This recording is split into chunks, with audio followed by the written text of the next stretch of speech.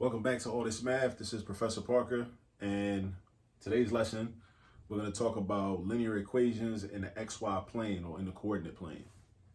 Now, when we talk about the XY plane or the coordinate plane, we're talking about the plane that's created when you draw your y-axis, which is your vertical axis, and your x-axis, which is your horizontal axis.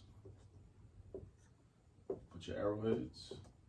This is your y-axis, that's vertical, and this is your x-axis, that's horizontal, right? Now, we want to, as it says here, find an ordered pair that is a solution to this equation. This is the equation. 3x minus y equals 9. That's the equation. 3x minus y equals 9, all right? Now, we want an ordered pair. Now, first of all, make sure you know what an ordered pair is. An ordered pair is a pair of numbers, right, that represent coordinates on the x-axis and y-axis.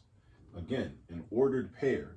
Think of the word pair. A pair means two, like a pair of shoes, two shoes, right?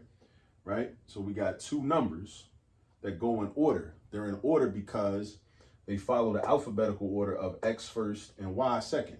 The point, the coordinate from the x-axis is listed first, and the coordinate from the y-axis is listed second. They're in alphabetical order. So think of this as an alphabetical ordered pair. Pair because it's two, all right? So, and it's got to be a solution to this equation. So if it's a solution, that means that the numbers that will take the place of x and y, once you do your calculations on the left-hand side of the equation, will equal 9 and give you a true statement. Because keep in mind, whenever we're doing math, we're looking for the truth. All right, so we're looking for the truth. So we're looking for two numbers that will give us the truth. Now, the way to do that is this. You pick any random number you want for the x value. Any random number you want. It don't matter what it is. It could be a large number, small number, a fraction, a decimal. It could be a positive number, a negative number, any number you want. It don't even matter. And then what we're going to do is we're going to substitute that number for x, and then we're going to calculate or solve for the variable y. And then we already know what x is, so that's half of our ordered pair. And then we're going to figure out what y is, so that's the other half of our ordered pair.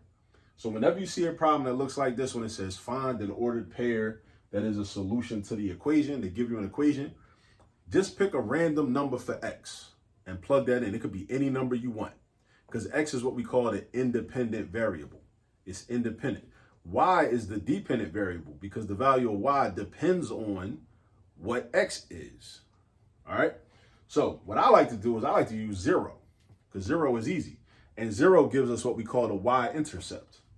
All right. Because if x is 0, then the value of y when x is 0 by definition, the value of y when x is 0 by definition is called the y-intercept. So if you were going to graph this line, that would be the coordinate where the line crosses the y-axis. The y-axis. So we got 3 times 0 minus y is equal to 9. 3 times 0 is just 0. So that cancels out. So then you bring down the negative y equals 9. Now remember our goal. Our goal is to solve for y.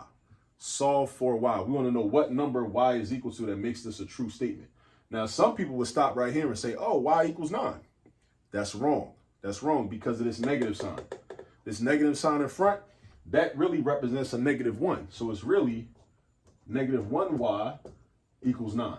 So this negative 1 you got to get rid of so that you can solve for y and get y all by itself, right? So question is, how do you get rid of negative 1? You do the opposite operation from what negative 1 is involved in. Negative 1 is involved in multiplication. So you got to know that the opposite of multiplying is dividing. So that's how you're going to get rid of negative 1. So you divide by negative 1 right here. But then because it's an equation, you got to stay balanced. So in order to be balanced, you got to divide by negative 1 on the right-hand side also.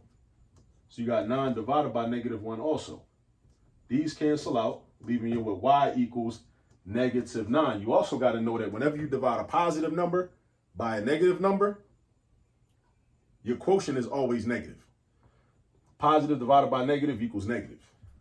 So this is our y value. So that means that when x is 0, y is negative 9. So that means our ordered pair would be this. Remember, the x value goes first because it's in alphabetical order. Alphabetical order, the x value first, y value second. So it's going to be 0, -9. Now, if I had picked a different, now dig this though, right? If I had picked a different value for x, like if I had picked 1 or 2 or 8 or 59, my y value would be different. And that's still okay, right? Because again, the y variable is dependent on the x variable. Whatever y is depends on whatever x is. So this says that when x is 0, y is going to be -9. But if x was 1, y would be something different. If y was 5, if x was 5, y would be something different. If x was 38, y would be something different. If x was -14, y would be something different. You see how that works? So when you see a problem like this, you pick any x value you want and just throw it into the equation. Like I did right here. I replaced the x with a 0. And why did I use parentheses? Because parentheses is one of the ways that we can show multiplication.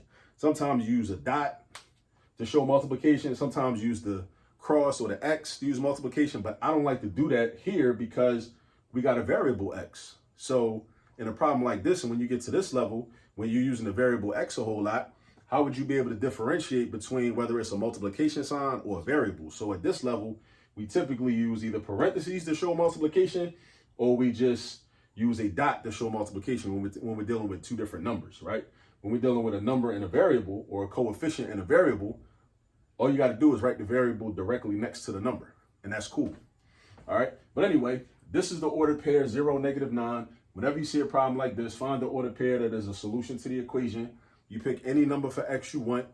You know what I mean? Pick any number for x you want, and then you solve for y. All right. And that's your ordered pair. That's it. So when you see a problem like this, don't get intimidated by it. Shout out to these brothers that are on this t-shirt. I got another t-shirt with all sisters on it, but this is this t-shirt with the brothers on it. We got Elijah Muhammad right here, Adam Clayton Powell Jr. right here, H. Rap Brown, well, formerly known as H. Rap Brown. Shout out to him. He's still a political prisoner right now in August 2023, in Black August. Shout out to him. Now known as Imam Jamil Alameen.